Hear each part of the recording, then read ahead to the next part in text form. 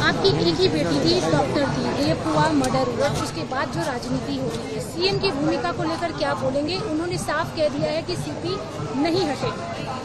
সেটা ওনার রাজনীতি, ওনার उसका अपना बात है। हमको आम लोगों का बात तो नहीं है ये ना, ये तो उनका विचार है। उन्होंने अच्छे विचार लेंगे, विचार से अपने अच्छे विचार करके जो डिसीजन लेना है लेगा।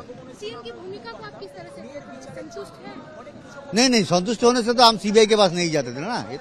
ये तो बोलने का बात ही नहीं है। किन बातों को लेकर आप सीएम से खफा नहीं है उनको, उन्होंने कोई काम आगे नहीं बढ़ाया।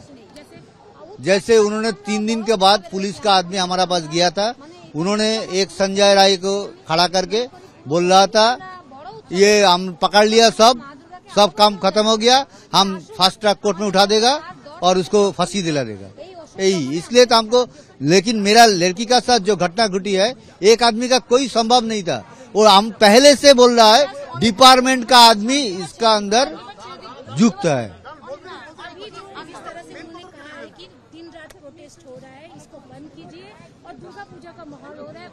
ये उनका बात है, उनको क्षमता है, सबको दुर्गा पूजा में ले जाएगा। हमको तो लगता है कोई दुर्गा पूजा इस साल नहीं करेगा तो भी वो मन वैसे खोला मन से नहीं करेगा। उनका मन में हमारा लड़की का विचार, वो हमारा लड़की को अभी पश्चिम बंगाल और सारा देश का अपना लड़की समझ रहा है। बॉडी डिस्चार्ज को लेकर आपने काउंसलर के ऊपर सवाल उठाया, क्या किया था उसने? हमारा वाइफ को सिग्नेचर करा के वो बॉडी लेके, क्या बोले, हम लोग यहाँ पड़ा हुआ था, वो बॉडी लेके मेरा घर चला गया। उसको तो हम नहीं बोला था ना। और एक बात बोले, जब मेरा लड़की को शमशान में जो पैसा लगता है वो फ्री कर दिया।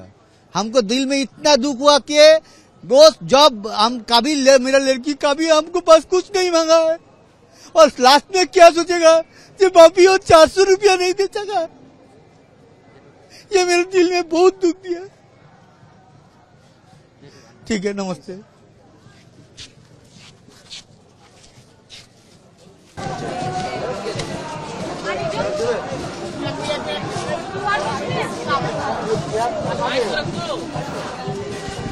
তো পুলিশের চেয়ার আরেকটা চেয়ার লাগবে, আরেকটা চেয়ার লাগবে না চেয়ার লাগবে চেয়ার তো না স্যার না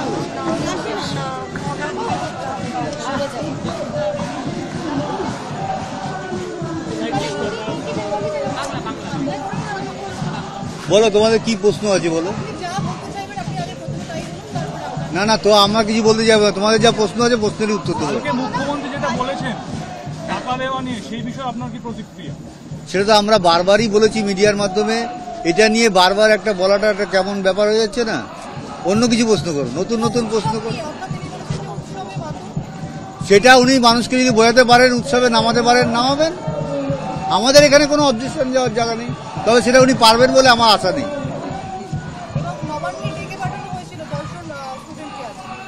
আমি তো প্রশাসনকে বলবো একটাই কথা, তাদের শুভবুদ্ধির উদয় হোক এবং সুষ্ঠু সমাধান করার রাস্তা খুঁজুক। তারা তো কখনোই সুষ্ঠু সমাধানের রাস্তা খুঁজছে না, এটা আমার পুরো মনে হচ্ছে, যেটা আমি সাধারণ নাগরিক হিসাবে দেখতে পাচ্ছি। সুষ্ঠু সমাধান করার চেষ্টা কেউ করছে না।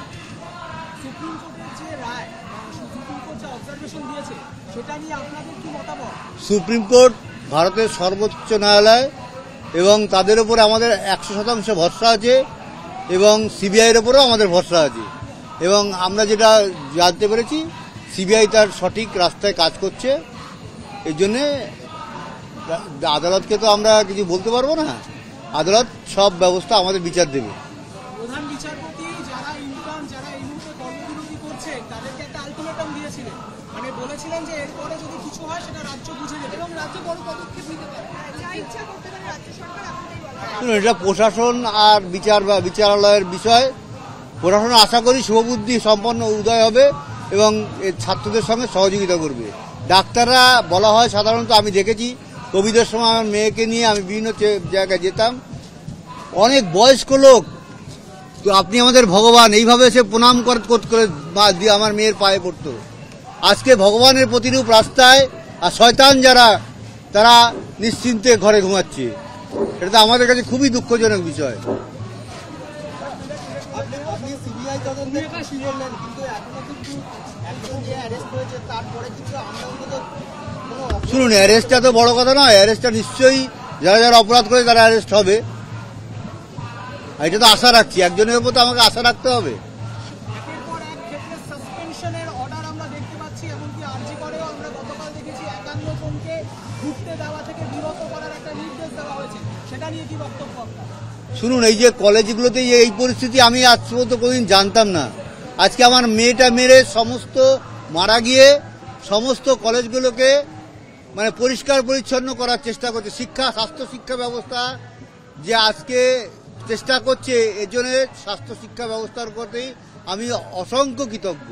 এই ঘটনা যদি আরও 1 বছর কি 6 মাস আগে ঘটানো হতো, নিশ্চয়ই আমার মেয়েটার সঙ্গে এরকম একটা জঘন্য অপরাধ ঘটতো না, আমার এটা বিশ্বাস। ডাক্তারি পড়ুয়া যে 5 দফার দাবি রেখেছেন, তার মধ্যে সিপি অর্থাৎ পুলিশ কমিশনার বিনীত গোয়েলের পদত্যাগ চাইছেন। অন্যদিকে মুখ্যমন্ত্রী তিনি বলছেন যে ল অ্যান্ড অর্ডার বোঝেন বিনীত গোয়েল, তিনিও পদত্যাগ করতে চেয়েছিলেন, কিন্তু তিনি ল অ্যান্ড অর্ডার বোঝেন। সেটা বিনীত গোয়েলের আর মুখ্যমন্ত্রী আমাদের, তার দুজনেরই ব্যাপার। এই ব্যাপারে কিছু মন্তব্য করা মনে হয় আমার উচিত হবে না। তবে ছাত্রদের দাবিটা ন্যায্য, এটাও বলবো। ছাত্ররা বিনীত গোয়েলের পাশাপাশি আজকে আবার স্বাস্থ্য সচিব সহ আরো 3 কর্তার এইবার বলছি, এটা তো পরিষ্কার বোঝা যাচ্ছে, স্বাস্থ্য দপ্তর যদি প্রশ্রয় না দিত আজকে এইরকম ভাবে কলেজগুলোর এত অবনতি ঘটতো না। স্বাস্থ্য দপ্তর অবশ্যই প্রশ্রয় দিয়েছে যারা অন্যায় করে অপরাধীদের। এটা ভীষণ অন্যায়। শিক্ষা ব্যবস্থাকে ভেঙে দিতে যারা চায়, সবসময় আমি তাদের বিরোধিতা করব, যে কোনোভাবে, যে কোনো অবস্থায়। তাহলে আপনারা এই পদত্যাগগুলো সমর্থন করছেন পরিবারের তরফ থেকে, যে দাবিগুলো উঠছে? অবশ্যই ছাত্রদের দাবি ন্যায্য মনে করেই তো আজকে রাত্রি এই 2 বাজে 1টা বাজে আমরা ওদের পাশে এসে দাঁড়াবার চেষ্টা করেছি, এবং তাদের যে আন্দোলন তার যৌক্তিকতা আছে বলেই তাদের পাশে এসে দাঁড়ানোর চেষ্টা করেছি। ছাত্রদের পাশাপাশি বিভিন্ন রাজনৈতিক দল, তারা কোনো রাজনৈতিক দল স্বাস্থ্যমন্ত্রী এবং স্বরাষ্ট্রমন্ত্রীর পদত্যাগ দাবি করছেন, কেউ মুখ্যমন্ত্রীর পদত্যাগ দাবি করছেন। কি বলবো, রাজনৈতিক দলের ব্যাপারে রাজনৈতিক দল তার নিজের সিদ্ধান্ত নিজের নিচ্ছে, সে তো আর আমাদের যে মনের ব্যথা সেটা তো অত বুঝছে কিনা জানি না। তারাও যে যারাই মানে এই ব্যাপারটা নিয়ে আন্দোলন করছে, আমরা সবসময় তাদের পাশে আছি। এই স্বাস্থ্যমন্ত্রী, শিক্ষামন্ত্রী বা মুখ্যমন্ত্রীর পদত্যাগ কি যৌক্তিকতা আছে দাবি? না, এটা আমরা বলতে পারি না, এই বিষয়ে আমরা কেন বলবো?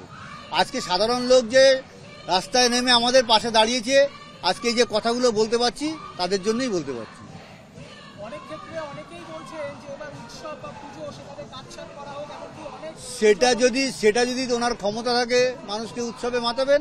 আমি তো মনে হয় আর সব লোক আজকে বিচারের আশায় এই বিচার পাওয়ার উৎসবে রাস্তায় নেমেছে এবং রাজপথ দখল করেছে। এবং আজকে যাদের বলছি, কয়েক হাজার ছাত্রছাত্রী, ডাক্তারি পড়ুয়া যাদের স্বাস্থ্য ব্যাপারে পরিষেবা দেওয়ার কথা, তারা আজকে রাস্তায় এসে বিভিন্ন দাবি দাওয়া নিয়ে আন্দোলন করছে। সুতরাং সেটা টোটাল তাদের দায়িত্ব নিতে হবে। তারাও তো নিশ্চয়ই কাজে ফিরতে আগ্রহী, যারা আন্দোলন। অবশ্যই আমার যেটুকু ধারণা, যারা এই চিকিৎসা ব্যবস্থার সঙ্গে যুক্ত, তারা সব সময় পেশেন্টদের মানে যারা অসুস্থ ব্যক্তিদের এত ভালোবাসে, তারা যে 36 ঘন্টা 38 ঘন্টা 48 ঘন্টা ডিউটি করে, তারা এটাকে কোনো কিছু মনেই করে না, আমার ধারণা। কোনো জায়গা থেকে এই কথা বলা হচ্ছে এবং সুপ্রিম কোর্টের রাজ্য সরকারও বলেছে যে এই জুনিয়র ডাক্তারদের যে আন্দোলনের ফলে অনেক রোগীর মৃত্যু হচ্ছে। এই ব্যাপারে আপনাদের শুনুন, এই ব্যাপারে তো আমরা কোনো পরিসংখ্যান জানি না, সুতরাং এই ব্যাপারে আমরা মন্তব্য কি করে করবো? আপনারা কি কোনোভাবে আবেদন করবেন যে আন্দোলনকারীদের যে কাজে ফেরার ব্যাপারে, না যতক্ষণ না পর্যন্ত? না, এটা তাদের সিদ্ধান্ত, তারা সুবিবেচনা করে। আমি তো বললাম সবারই শুভবুদ্ধি সম্পন্ন লোক, এবং এরা যে কষ্ট করে আজকে এখানে আসে, সেটা মানে অমানবিক কষ্ট করতে হয় ডাক্তারি চান্স পেতে, পড়াশোনা করতে গেলে। এই ব্যাপারে তাদের সিদ্ধান্তই চূড়ান্ত, তাদের সিদ্ধান্তের সঙ্গে আমার মত আছে। আচ্ছা, টাকা আচ্ছা, অফার পুলিশের করা আজকের সক্রিয়তা এবং লালবাজার অভিযানের যে সক্রিয়তা আমরা দেখেছিলাম, 9 আগস্টে তাদের যে ভূমিকা ছিল, সেই বিষয়ে আমরা তো পুলিশের ওপর ভরসা হারিয়েছিলাম বলেই হাইকোর্টে মামলা করেছিলাম ভালো এজেন্সি চেয়ে, এবং হাইকোর্ট সিবিআই কে ভালো এজেন্সি মনে করেছে, তাই তারা হাইকোর্টকে বিচার করার, সিবিআই কে বিচার করার অধিকার দিয়েছে, তদন্ত করার অধিকারটা দিয়েছে। মুখ্যমন্ত্রী বলেছেন টাকা অফারের প্রসঙ্গে যদি কোনো প্রমাণ থাকে তাহলে দেখাবে, সেই বিষয়ে কি বক্তব্য? এইটা খুবই উনি জঘন্য, মানে কি বলবো, মানে নিকৃষ্টতম কথাবার্তা বলেছেন। আর আমার মেয়ের ডেড বডিটা শোয়ানো, তার পাশে গিয়ে আমাকে এই অফারটা করা হচ্ছে, তখন কি আমরা এটাকে প্রমাণ রাখবো কিভাবে? ভিডিও করব? উনি কথাটা আগের থেকে কেন আমাদের সতর্ক করলেন না? তাই ভিডিও করে রাখতাম। উনি খুবই এটা নক্কারজনক কথাবার্তা বলেছেন। এটা কোনো মা বাবার পক্ষে ওই মোমেন্টে, তারপরে সারা দিন আমাদের যেভাবে হ্যারাসমেন্ট করা হয় সকাল থেকে, আমরা 12টা 10-এ হসপিটালে পৌঁছেছি, 3.5 ঘন্টা আমাদের মেয়েটাকে দেখতে পর্যন্ত দেওয়া হয়নি। এবং আমার মেয়েটা যখন পুলিশ খবর পেয়েছে 10টা 10-এ, 12টা 44 তারা ডাক্তারে দেখিয়েছে। সত্যি এটা কত মর্মান্তিক তখন ছিল। কোনো বাবার যেন ভবিষ্যতে এই মর্মান্তিক পরিস্থিতির শিকার না হতে হয়, এটাই আমি বলবো। নাগরিক সমাজের রাত দখল, ভোট দখলকে শাসক দলের তরফ থেকে 14 তারিখের পর থেকে বলছে যে কনসার্টে পরিণত হয়েছে। সেটা তাদের মনে হয়েছে, তারা বলেছে। কিন্তু আমি বলবো এই সমস্ত লোকজন আমার পাশে এসে দাঁড়িয়েছে বলেই আজকে আমি দুটো কথা বলার সুযোগটা পাচ্ছি। এবং প্রথম 4 দিন আপনারা নিশ্চয়ই দেখেছেন, আমরা কোনো সংবাদ মাধ্যমে কথা বলতে পারিনি।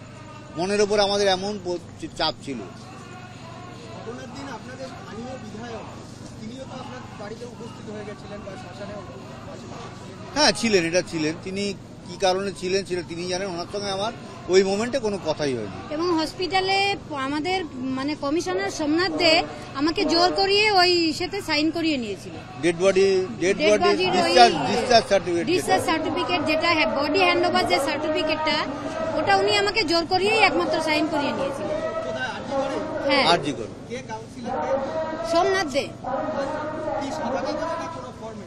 না ফর্মেই। কিন্তু তখন আমার কাছে শুধু আমার এই ভাগনা ছিল। ও বলছে মামি সাইন করবে না, আমি বলছি সাইন করব না। কিন্তু উনি বলছেন এটাতে করতে হবে, এটাতে এখনই করতে হবে, নাহলে অনেক দেরি হয়ে যাবে। আমি বলছি বাড়ির লোক এলে আমি করব, বলছেন না এখনই করতে হবে। তখন আমি করিয়ে দিয়েছিলাম। হ্যাঁ, পোস্টমর্টম সম্পূর্ণ হওয়ার পরে। এবং বডি নিয়ে তো যা আপনারা দেখেছেন, বডি নিয়ে তো উধাও হয়ে গেল। আমরা গাড়িতে, আমাদের নিজেদের গাড়িতে উঠলাম এবং সেখানে আমার করুণ আর্তনাদ যাইনি। আমরা টালা থানায় গেছিলাম। আমরা মানে বডি, আমার মেয়ের দেহ প্রিজার্ভ করার জন্যই গেছিলাম, রেখে দেওয়ার জন্যই। তখন আমাদের সঙ্গে আমাদের সেকেন্ড কোনো অপিনিয়ন নেওয়ার কিন্তু তখন আমাদের 300-400 পুলিশ মিলে ঘিরে আমাদের এত হেনস্থা করেছিল, আমরা সেই চেষ্টাটুকুও করতে আর পারি। আমার বাড়ির সামনে 3 থেকে 400 পুলিশ ছিল। হ্যাঁ, বডি হ্যান্ডওভার কাগজ। হ্যাঁ, সেটা তারা জানেন, আমরা কি করে জানবো বলুন। न्यूज नेशन अब व्हाट्सएप पर खबरों के ताजा अपडेट के लिए न्यूज नेशन के इस QR कोड को स्कैन करें।